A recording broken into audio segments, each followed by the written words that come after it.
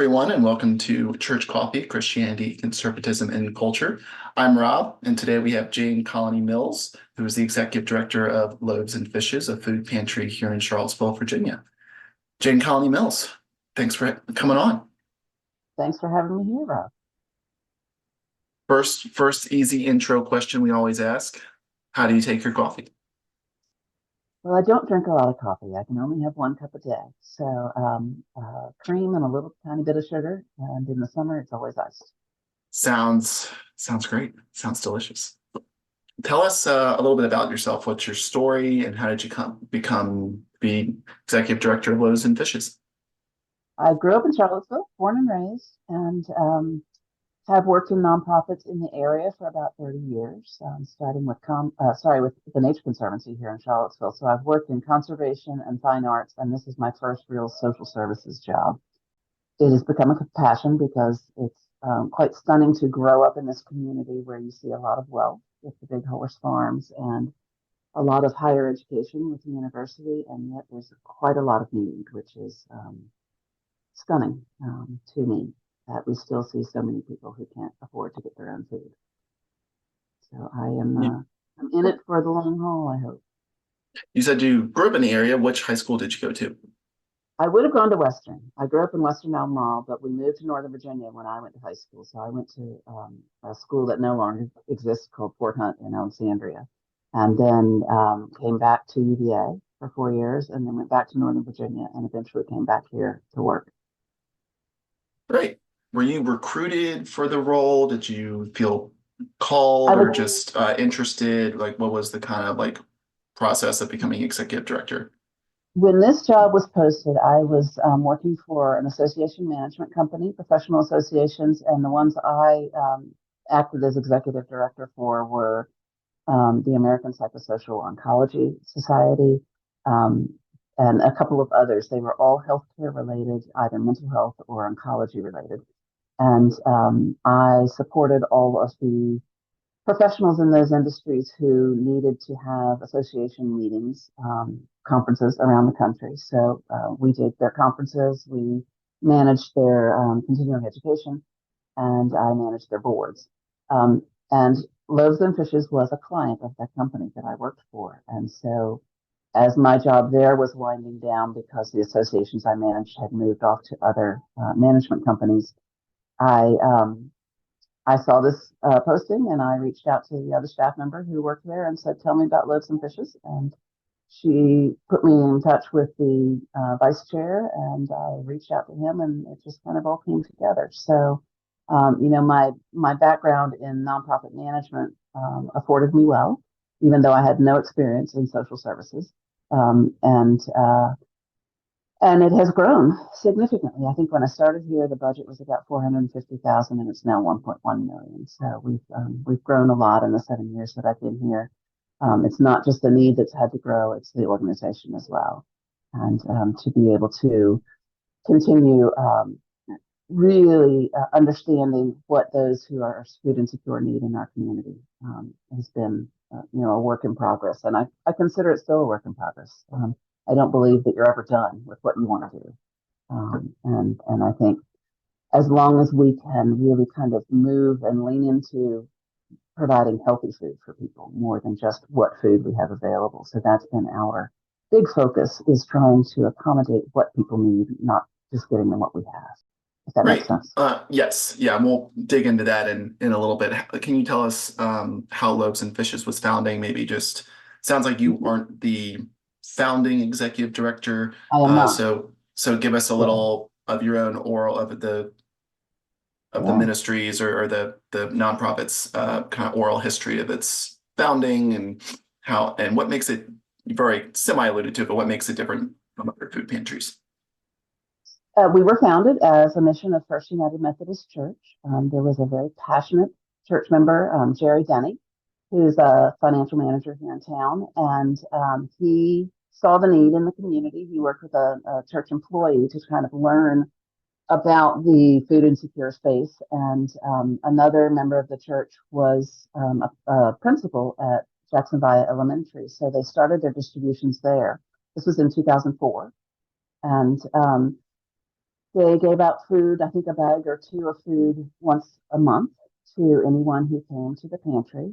It was primarily shelf-stable food, which is often how a lot of food pantries, particularly the ones that only do monthly distributions, it's typically how they operate. They start with what they can manage and store easily. Over time in that space, they expanded to adding some fresh produce and some frozen meat. And then in 2011, not Loaves and Fishes Incorporated is a nonprofit organization. And Jerry still was in the lead. And by 2013, he realized he kind of needed to hire somebody because he was running his own business and trying to run a nonprofit at the same time. And it was a lot. So they had their first executive director hired in 2013 and moved to a space that they rented behind the emergency vet on Greenbrier Drive. And during that time, the need grew tremendously because the great thing about Greenbrier is it's on a bus line. And so they were able to people were able to ride the bus to the pantry and they were able to shop for some of the produce and meat that they wanted. They were able to make some choice about the food that they were going to bring home to their house. However, the space was small. It was 3,000 square feet. And so in 2014, Loaves and Fishes purchased the building where we are now at 2050 Lambs Road. It is a almost 6,000 square foot warehouse facility, renovated it and opened it in 2015 as what we call a client choice pantry, where our guests would come in and register, get a shopping cart, and then walk through a shopping area and choose from available fresh produce, available frozen meat, available baked items, and canned items that they wanted to add to that. And it was a very successful model until COVID. So, it worked really well. We were open 4 days a week. People could come on a schedule that suited them and pick out the food that they wanted to take home. When COVID happened, everything really changed. We had to move all of our distribution outside. And it is now, and we've tweaked that over the 4 years since the beginning of COVID, and improved on it. So we're offering more choice. We now have a menu that is customized every day, and we go through that menu with every household that comes in. So we're reviewing the menu with whoever's there representing the household, determining if there are dietary limitations, if there's diabetes, cardiac disease, kidney disease, if there's any food allergies or food resistance like lactose intolerance or wheat allergies. We're trying to accommodate their needs. If someone is vegan or vegetarian, we want to be able to honor that and give them alternate proteins, plant-based proteins. We have plant-based milks, and we in 2021 realized that we were going to have a lot of people from Afghanistan coming into Charlottesville, and so we started to try to provide food that a Muslim culture could eat. So we try to always have fish available for our Muslim clients, and we occasionally will have halal meat, and we try to reserve that specifically for that population. We also during COVID saw what's the most popular halal meat that you might be able to get? Well, lamb is what we're typically able to get. And what we get is in donations from either Costco or Wegmans, sometimes Sam's Club. If one of the things we learned with that Afghan population coming in is that they weren't familiar with frozen meat. All of our meat has to be frozen for food safety reasons. But we would offer out these beautiful lamb roasts that were 5 pounds, and it would come back to us, and we had to go out and we had to hire somebody who spoke Dari to go out and explain that this is safe. Just because it's frozen, it's the way we keep things in America. So particularly meats, because it lasts longer. And this is a culture who came from meeting the meat that they were going to have harvested, witnessing the sacrifice, saying the prayers that are required to make it halal, and then taking it home fresh, wrapped in paper. And that's not something that we typically do. So, adapting to those cultural dietary needs have been a big move that we've made here. And in addition to the Afghan population, we have a large Hispanic population. And so we try to accommodate their specific needs, which are not a lot different from ours, except their breads. They like to make their own tortillas. So we do stock a certain kind of flour that's for making tortillas.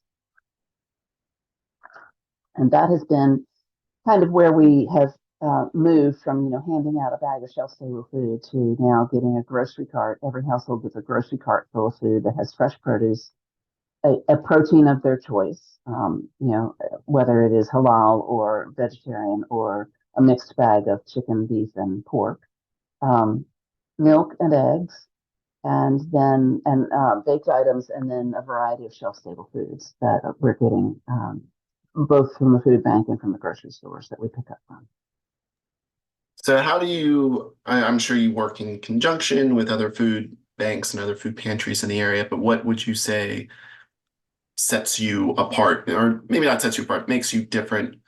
You fulfill a different niche, perhaps, because all uh, Yeah, giving food to the poor is good in whatever way possible. in But whatever just way you do. what way makes you guys different? Well, the amount of fresh food, 65% of what we give out is perishable. So that when I say fresh food, I'm including frozen meat in that. So the milk, the eggs, the produce, and the meat and the bread are all perishable foods that will not last for very long. We get out 65% of the food that we get out is perishable. So that is one of the first things that sets us apart. And I think it's behind why we've seen such growth in the number of people coming to us because that's what they want. They want the perishable food. You can get canned goods at pretty much most pantries because that's easy to store again and easy to give out. Um, Giving out perishable food requires a lot more storage, and we have a lot of it. I think about 1,000 square feet of perishable storage, and also requires certain levels of food safety, that you are carefully keeping everything at the right temperature throughout the time that it is in our facility. How The do other thing you, is that you were kind enough to give me a tour of your facility a few weeks ago. So why don't you take us through what kind of the procedures for making sure, especially like vegetables and fruit, mhm, you have to make sure it is good for your that's clients. safely. Sure. Everything that we get from the grocery stores, we inspect. We pick up 5 days a week from 9 different grocery stores. Any food that they determine they're not going to sell. And that might be bagged salads that have a date on it, a use by date on it that they don't want to sell anymore. They think people won't buy because it's too close to date. Um, Sometimes it's milk. Sometimes it's eggs that have been broken, and we have to go through and sort through the eggs and wash the ones that have gotten leaked on and repackage them. But the most of the work that we put into is into sorting the produce. So the fresh produce that we receive has been pulled from the shelf, as I say, either for date or because there's some damage in the packaging. So you might have a tray of tomatoes and one of them is squashed or molding a little bit. We go through, we pull out any food that we would not eat ourselves. That's kind of our margin that we use. And we um, give anything that we wouldn't eat to pig farmers in the area who do enjoy that. And we then sort through the meat, any open packaging, and the same with the bread. Anything that is noticeably spoiled or broken packaging or freezer burn for the meats, that's all going to pigs. And then what we're getting to people are foods that they can eat and will enjoy. We are careful to educate our recipients on what food dating means. There's a lot of confusion about what a food date means, and we try to tell them that there are certain foods that you want to eat right away, like a bagged salad and a cut fruit. You want to eat those right away. They're not going to get better over time, and they need to be eaten because they've been cut. And the minute you apply a knife to a fruit or a vegetable, it's already you're breaking it down. You're starting to break it down. We also do a lot of whole fruit. We do a lot of and veg. So we'll do whole squash, whole heads of lettuce, and peppers and onions and potatoes. But everything has gone through a once over. We are looking at everything and pulling out anything that would be perceived as disrespectful. That's been a big investment in labor for us, but I think it's worth it to respect to show respect to the people who are coming to us for food, so they understand that this is free. It is not always first quality. It's usually second quality because the groceries have pulled it for a reason or it's been donated for a reason. During the summer, we have a lot of really beautiful first quality because people are pulling from their gardens, and we're getting a lot of tomatoes and zucchini and cucumbers because they overgrow and you can't eat cucumber or zucchini at every single meal. Personally, I would eat a tomato at every meal, but I don't know about the others. And so we get a lot I'm of there. I'm donations. there. And I'm a yep, tomatoes twice a meal on average. Sun-dried tomatoes in yep. my eggs, and then sliced, juicy, just a watery, thick, heavy tomato on my sandwich. It's so good. There's nothing better than a tomato right off the bush as well. A warm tomato. It's just so delicious. I was picking out of a garden. My daughter was house sitting last week, and I was eating more tomatoes than I was picking. So than I was keeping. It's a wonderful experience. So I think what sets us apart. We're open 4 days a week. And a church pantry might be doing once a month, and so that's not that is different. We're giving out fresh food. And we have other language speakers. So we have a Spanish speaker at every one of our distributions. We have a Dari, which is the primary language of Afghanistan, a Dari speaker at two of our distributions, and we try to meet people where they are and help them understand how it works by speaking to them in a language they understand. We will pause for a sponsor break from Handy Mike and Genesis Contracting. Handy Mike and Genesis are a locally owned and family operated handyman and contractor company serving the greater Charlottesville area since 2016. They are a Class A licensed, bonded, and insured contractor with over 60 years of knowledge. Their teams of skilled, reliable, and trustworthy technicians have been handpicked in order to provide our customers with outstanding service across a broad range of tradesman skills. Handy Mike can do all of your home maintenance repairs and small projects, from changing a light bulb to deck repairs to electrical and plumbing fixtures and so much more. Genesis Contracting can handle larger jobs, including bathroom and kitchen renovations, remodels, and additions. If you're looking for a team to help make your dreams a reality and bring your concept to creation, call them today for a free estimate. 434-422-6000. You can also find more of their information in the show notes. Now, back to the show. I was really impressed not only that you get so much fresh food, especially pretty easily spoiled, like tomatoes, Mm-hmm. raspberries, bananas, XYZ, from 9 different locations, but also I was surprised that not only you got from so many locations, but that I guess that amount of food isn't still being wasted. I mean, some of it is. What are the nine, or you don't have to list all nine, but what are some of the bigger or all nine So we pick places you up, get food in the area yeah, that three that days a give, week. that give you food that donate food? Because I also Right. know you have to buy some food. Well, and so getting the food is incumbent on us going to get it. So we have a refrigerated truck and a paid staff member who does this job. We go to Sam's Club 3 days a week, Wegmans, Costco, Kroger at Rio Hill, and Kroger Hydraulic 5 days a week. And then we go to Food Lion on Pantops 2 days a week, Giant 1 day a week, Aldi 1 day a week, and Food Lion at Mill Creek. That's our ninth. And I think they're 3 days a week. So we're picking up from them, as I said, food that they have decided they're not going to sell either because it has got an irregularity in it or it's getting close to its best buy date. And um, Sam's Club is by far the most generous in terms of the amount that they give, but they also, it's a big box store, so they sell in large quantities. And so we typically aren't giving a household of four 6 heads of romaine lettuce. We are breaking that down. So our sorting process is not only looking for spoilage, but it's identifying like items that we can put together and then give out to several different families.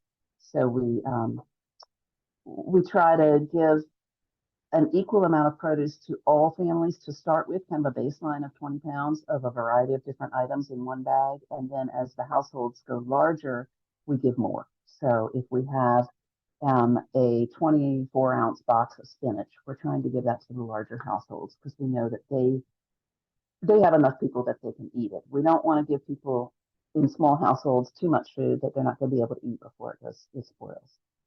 And we also have partners in the community. So we are kind of a pseudo food pantry, food bank. Um, We have other partners who are doing food pantries and doing meals through the soup kitchens in Charlottesville that we give access to. So if we've got more raspberries than we can possibly get out in our 4 days of the week, then they're going to our partners at the Haven and Salvation Army. The First Presbyterian Soup Kitchen typically picks up pretty regularly from us, and some of the others will come and get food for the soup kitchens, and then a couple of other pantries, Emergency Food Network, and there's a small pantry out of Peace Lutheran that does food specifically for a defined number of families. So we are sharing with others who are also getting out food. Great. You've also mentioned distribution sites. Well, how do you distribute? I think most people are familiar with just showing up. You've already said there's it's once a month per family, and there's a designated family member, but do you go to their house? Do they come to you? Is there a collection site? We ask that they come to us just because there is so much food. And so if you were to ask, if we were to try to do delivery, you'd either have to reduce the amount of food they're doing or send out a truck. And we're not quite there yet. We are going, we've just done some strategic planning, so we'll be doing some assessment of whether there are specific neighborhoods where we should be going, where there's a high number of people who are food insecure, who have no transportation and have no way and have lack of mobility.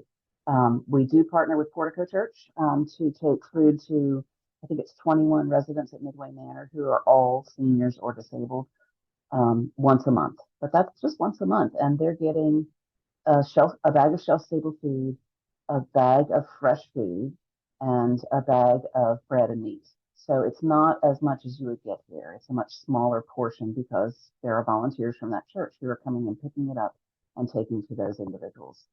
I think that, and I know that transportation is a huge barrier for our community, for people in our community. So we were delighted when JABA and the Planning District Commission came up with a kind of a transportation counselor program. There's an 800 number that you can talk and speak with somebody who is versed in all of the different transportation options that are available in our community, and they can walk somebody through trying to find a way to get here. The ones that we typically promote, if somebody says, I have no transportation, we ask whether there's someone in their household who can pick up food for them, whether there is a family member who can pick up, or a friend, or someone they trust to come and collect their food. And then we ask for that person's name because we don't want to give anybody's food to somebody if it's not going to make it to them. We have a couple of social support agencies who do pick up food for people in that situation.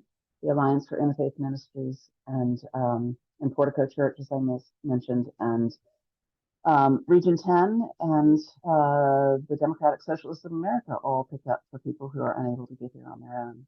We ask somebody if they can ride on Jaunt or Microcat, which Microcat services the 29 North and Pantops communities, and we'll bring them to Loaves and Fishes to get their food. And we try to help them think through the ways that they might get to us that they maybe haven't thought of. We have a pretty active, the proxy program is pretty strong, and that's where someone picks up on somebody else's behalf. So we try to help people think beyond just, I have no transportation. And I had a conversation like that this morning with a gentleman and ended up texting him the numbers for Jaunt and for another pantry that's closer to where he is to see if I could help him think through ways that he could get food. You've already alluded to some of your demographics. What are the overall demographics? It sounds like household, it sounds like it's primarily families, households for 3 or 4 or more, but yeah, what are the primary demographics of people that are? I wish I could boil it down into a tiny nutshell, but it's not all families. It's actually, we have a higher population of single person households than anything else. But our standard or our typical family household, if we have a family or group household, is 3 or 4 people to it. We see all ethnicities. We have Black, white, Hispanic, Middle Eastern, Asian, and then mixed races that are a combination of those two. We have people from Afghanistan, Africa, Iraq, Iran, Bosnia, America, obviously, and Burma living in Charlottesville community. There are 31 different languages spoken by the people who come to us. We accommodate Spanish and Dari, Pashto, and some Arabic. And those are the ones that we can manage. Typically, people can communicate well enough in English who have been here long enough that we can help them. But we have been known to use translators, either live translators or phone translators. But things like Google Translate don't work as well for the right to left languages. And then about 51% of the people who come here are female and 47% male. And 63% live in private rentals, 13% own their own home, and 7% live with family or friends, 3% unhoused. The unhoused piece, and I know people often think that food pantries are for people who are homeless. Our food pantry doesn't work particularly well for that demographic because we give out so much fresh food. And if you don't have refrigeration, we're handing you a lot of food that you can't store safely. So we do want to accommodate anybody who is unhoused as much as possible. And so we give them what they tell us they can take. And so typically, if a single person who is living in their car comes to us, we try to give them a shelf-stable quart of milk with the understanding that once you open it, you do need to refrigerate it or drink it all at once. We try to give them meals that they can prepare in a microwave. We've been told that our 7-Elevens in town are very generous about letting homeless people warm up their meals in their microwaves in the store. We try to give them whole fruits, things like apples and oranges and bananas that are greener will last longer. And then something they can eat right away. So we try to give them granola bars, preferably lower sugar, higher fiber, and other foods that they can consume straight away. Things like nuts are a fantastic food source, preferably lower sodium.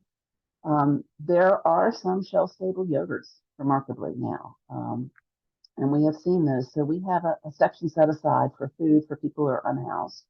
And then if someone's living in a hotel temporarily, we can give them a little bit more of the perishable food. It depends on the refrigerator and freezer size. So we want people to be forthcoming to us if they do have those limitations, so we can accommodate them with the right food. Just so I don't want to give somebody who can't take a lot of fresh food, all of that fresh food, because they can't take it. And it feels, again, disrespectful. So we want to accommodate what they need. You also, I've come back and I've kind of skipped over it. One of the other things we have that most pantries don't have is a dietitian on staff.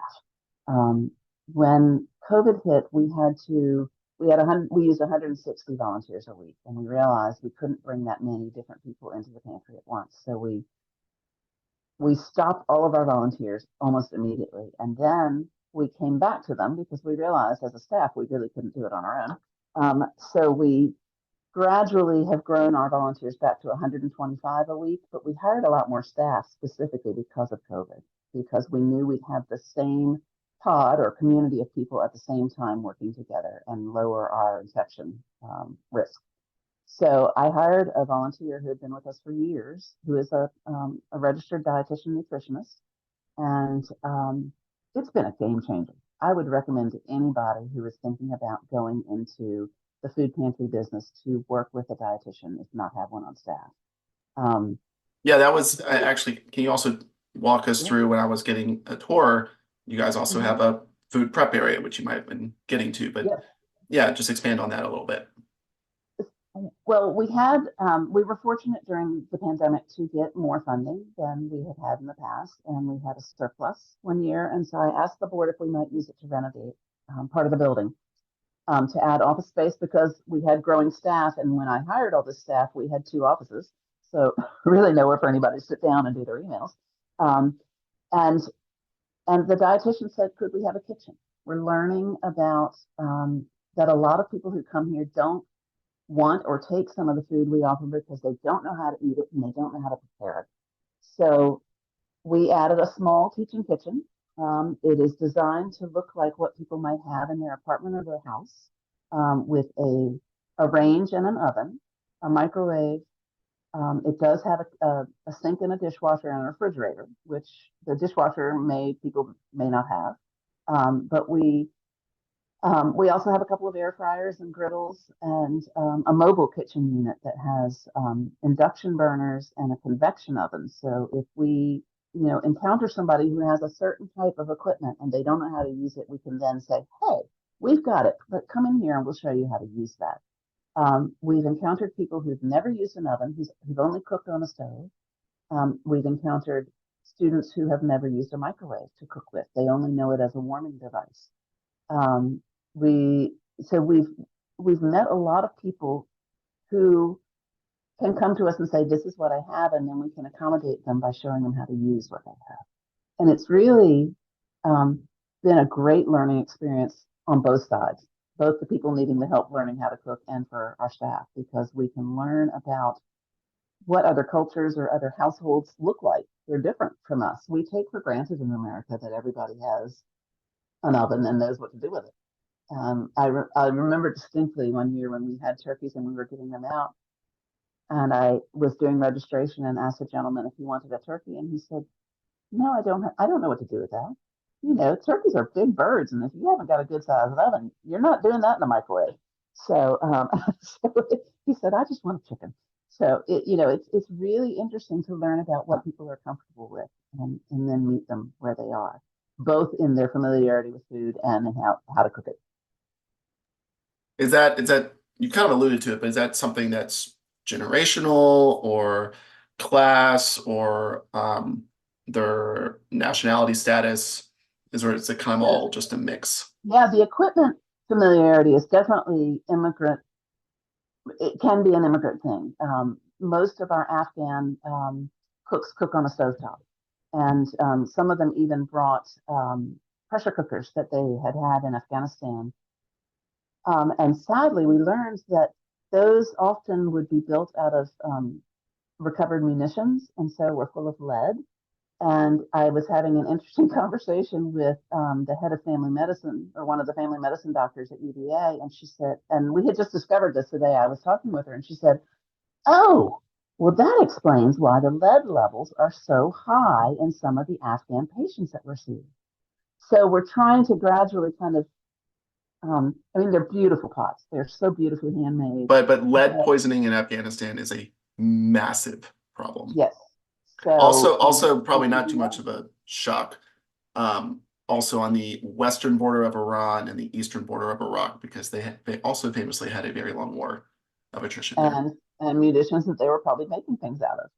So it's heartbreaking because you think these people are just trying to feed themselves, and they have these exquisite pots that they've brought from their homeland, and yet they're dangerous for them.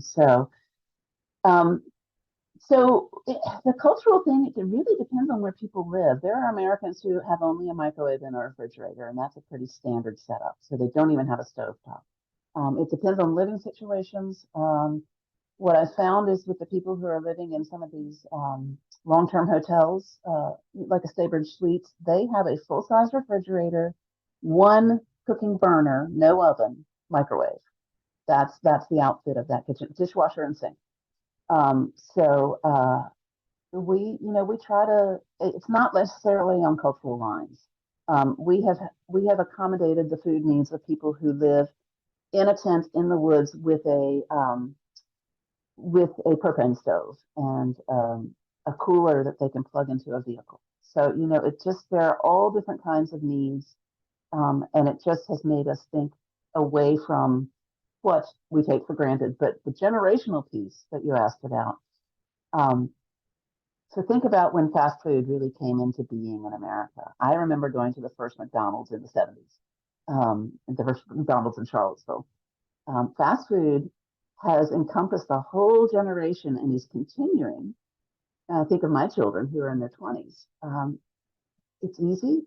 You don't have to make your own coffee. You don't have to make your own hummus and chips. You can just go and get it. Yeah, it costs a little bit more, but it's a convenience thing. And I think that's the generation where we're seeing people just never learned how to cook. Or they grew up in a multi-family household, a multi-generational household, and grandma cooked, and then mom didn't cook because grandma cooked. And then when grandma's no longer there, mom doesn't know how to cook, and therefore the children don't know how to cook. So we're trying to capture that generation. And I don't want to call them the fast food generation because that's, again, disrespectful, but just helping people learn how to do some basics. So our cooking classes are really introductory. For the most part, we teach chopping and cutting techniques for fresh vegetables. We teach a little bit of stovetop cooking. We use air fryers because we've learned that a lot of people have air fryers, and we're showing them how to do the food that they really love, but in equipment that's more healthy. And so we're trying to. I was talking with an Afghan gentleman yesterday, and what I'd love to do is have different cultural cooking, have people come in who are from those cultures and teach people like us, teach Americans how to cook their cultural food, because what we think of as Mexican food is American. And I'd love to see some real Mexican recipes, or Peruvian or something like that. And so we're building kind of an understanding of the people that we are helping, but also there's a lot of exchange uh, in learning. What do you think, or in your opinion, or maybe you've got some facts on this, is the biggest reason for food disparity in the Charlottesville Albemarle area? Cost of living, without a question. And particularly cost of housing in that. But when you think about the things that you have to pay for um, to survive, we don't have a sufficient public transport service in this community, particularly in Albemarle. So you've got to have a car. You want to have a roof over your head. So I think those are the two top things that people are working towards. Obviously, clothing, fuel for your transportation, medical and dental care. We see dental care is probably not taken advantage of because Medicaid now does include it, but generationally it has not been included for a lot of people, and so there's a lot of dental illness in the people that we help. And then childcare. If you want to work, you've got to have someone to take care of your kids. So those are all big expenses, with housing and transportation being pretty large. And so I think if any one of those tilts, if you get fewer hours at work, you don't have enough money to pay your living expenses. That's when people end up here getting help for food. And it's a hard barrier to get over to have to come here for food. You know, I think there's a great stigma with the word food bank or food pantry. We're also going to look at, whether we rename ourselves. Loaves and Fishes is a fantastic biblical story. But how many people are out there saying, "Well, I don't believe in that story. I don't know. I don't read the Bible. Are they not going to give me food if I don't?" So, we have to think about all the different things that are going through people's heads when they have to make the hard choice to come and ask for help with food. And that's why we try so hard to give them food with dignity and respect, and really kind of, you know, understand the situation they're coming from is not their choice. That we want to help them as best we can. And that includes speaking their language and giving them food that they recognize and will eat.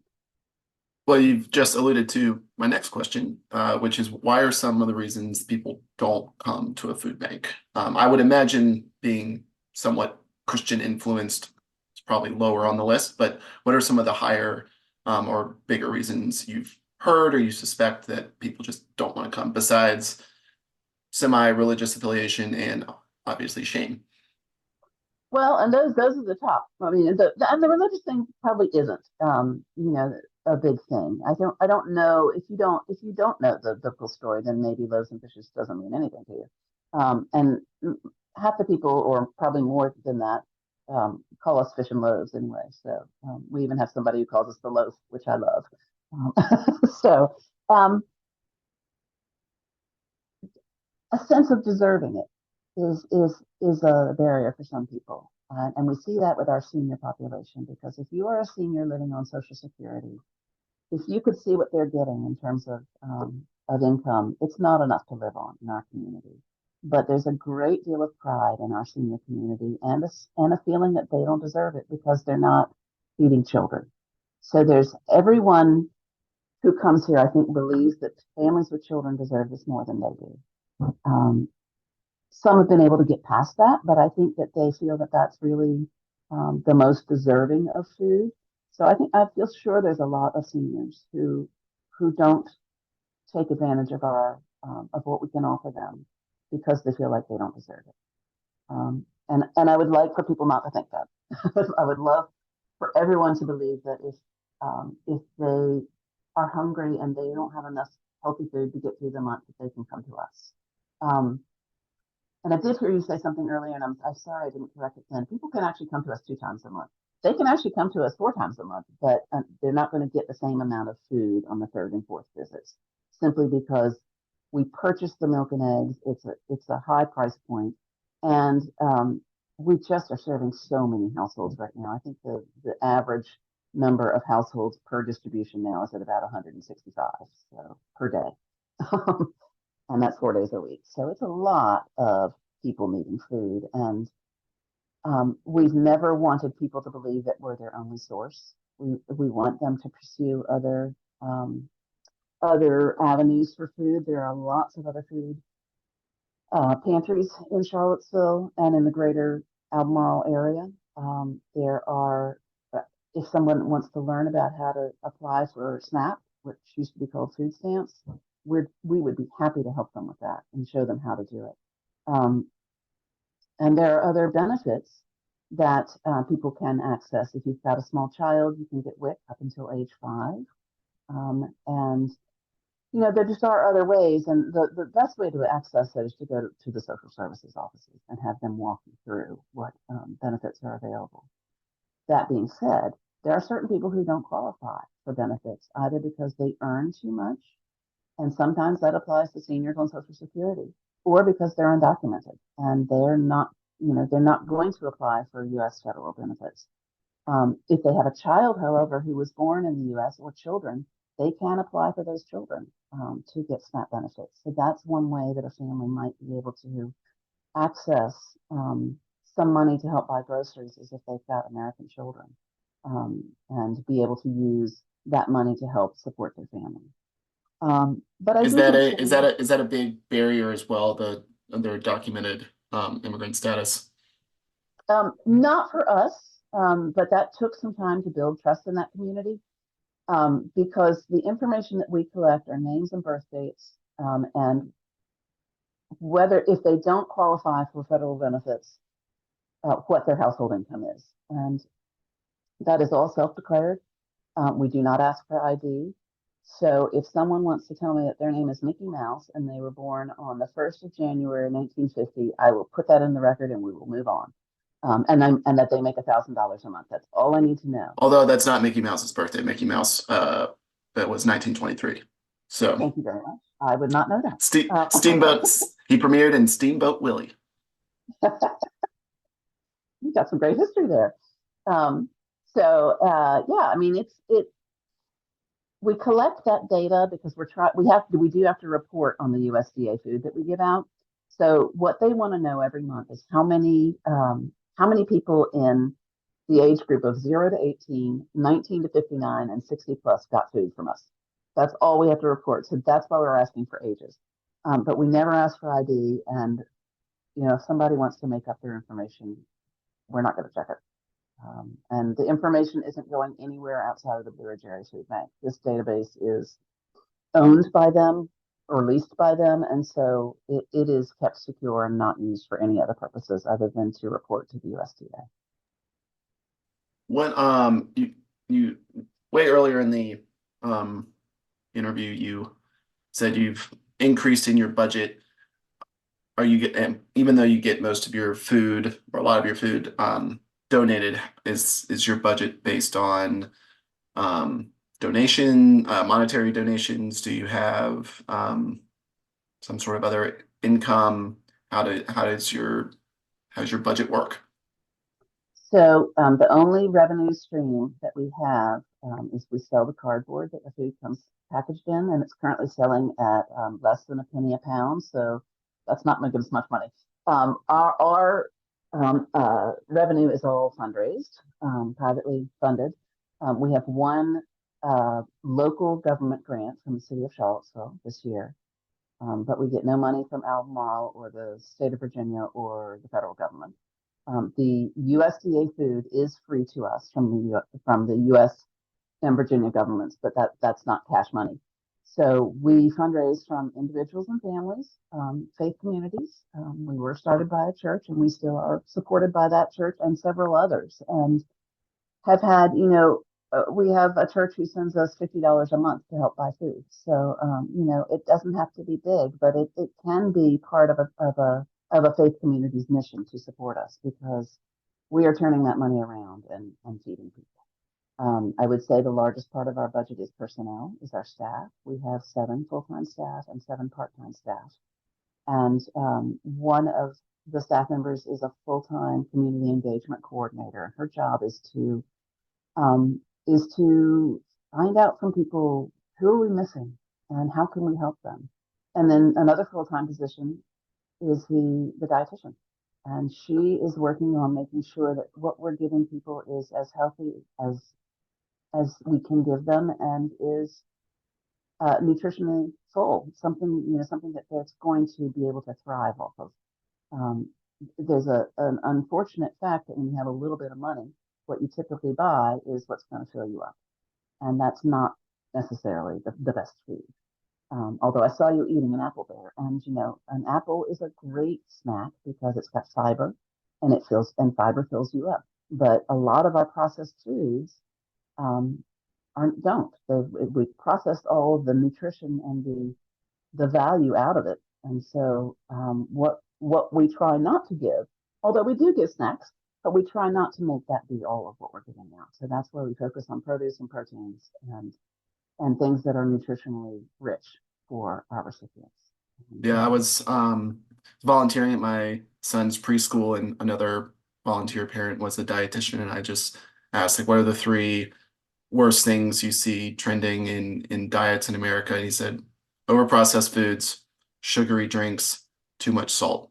It's not it's it's not not just, there's not some there's it's no secret. I mean, I could have told you that. yeah, yeah. Um, It's and I know things like ramen taste delicious, but look at the sodium content. And all of these or foods that my are out my there. my wife makes granola because we started looking at the Uh-huh. granola we were buying because first it was stupid expensive, but also it would contain like 30-40% of your daily sugar. It's like you Yeah, don't need sugar in granola, or maybe you do from like some dried fruit or a little bit of honey, but like that's right. insane. It is. And the other thing that he didn't mention, and it falls into the sugary drinks category, are the energy drinks. The amount of caffeine that we consume, and it's starting younger and younger. A Red Bull, and you can get a sugar-free Red Bull, but then you're adding an artificial sugar to your diet, and so it's just incredible what is out there and what people are consuming on a regular basis, rather than Yeah, real well, coffee. people will drink Gatorade thinking that like, oh, since it's sports fuel or Powerade or something like that, it's better for you. But if you look at the sugar content in Gatorade, I mean, unless you like just ran 3 miles or you just, worked out for 2 hours, you don't need to drink a Gatorade, and you still shouldn't be drinking that much sugar with a recovery drink anyway. Right, or water it down or something. Yeah, yeah. It's Um, it's habit. People develop habits, and it's hard to change human behavior. We know that. Um, so we're doing this in the ways that we think will work. We're doing what we call our passive nutrition education, which is giving people a lot of fresh produce that they maybe haven't seen before, giving them choice. We offer them. Do you want pork? If you don't want pork, we're not going to give it to you. Although I do love it when somebody says, I don't eat pork, but I would love some bacon. um, and then, helping people learn how to eat a better diet is really has become a real focus for us. So we know that what they're getting is something that they're gonna enjoy. I mean, you should enjoy your food. Um, and and I enjoy a French fry as much as anybody, but I don't eat them every day. So that's kind of the rule of thumb that we live by is everybody deserves a treat. Everybody deserves a little piece of chocolate, but just you don't have to eat the king size bar necessarily. Try to do everything in moderation. Final question. What do you see as problems or challenges both for Loaves and Fishes and for food needs in the community over the next few years? What do you anticipate, or what do you already see trends forming that are different or changing? Uh, the level of need right now, and that's probably a dual-edged sword. And having enough food and enough money to buy and keep going at this amount of with this amount of food. In July, we gave groceries to 11,000 individuals. We've never seen a number like that ever in the history of Loaves and Fishes, and I think probably, I mean, we've never been in the status that we are now, where we are doing as much food as we are. But it's our goal to continue giving 7 days of food, at least at 2 times a month if somebody needs that, and then being able to accommodate their dietary needs. So, if we need to buy a little halal meat, we will, and we have done. We don't want to stop giving out milk and eggs because that's become part of our kind of trademark. You're going to get that when you come to Loaves and Fishes.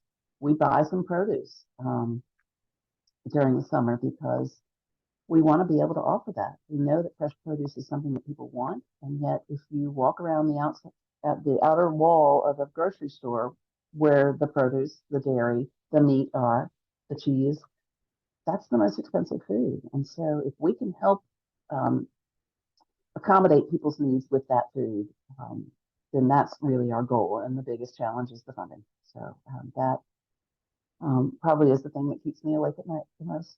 So making sure we have enough funding to acquire the food and to run the operation, because we own the building, we pay our real estate taxes like everybody else except UDA, and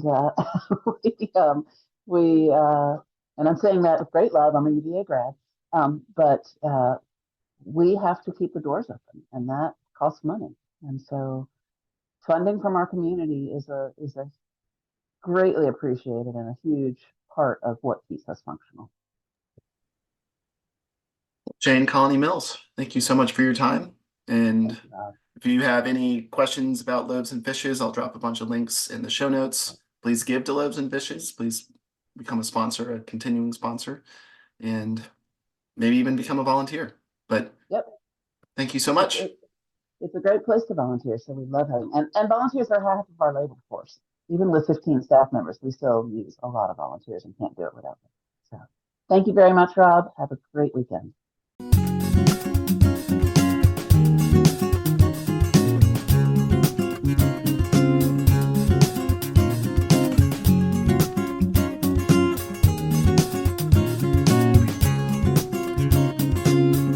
Our album art was done by my wife, and our theme music was composed by TJ Stokes.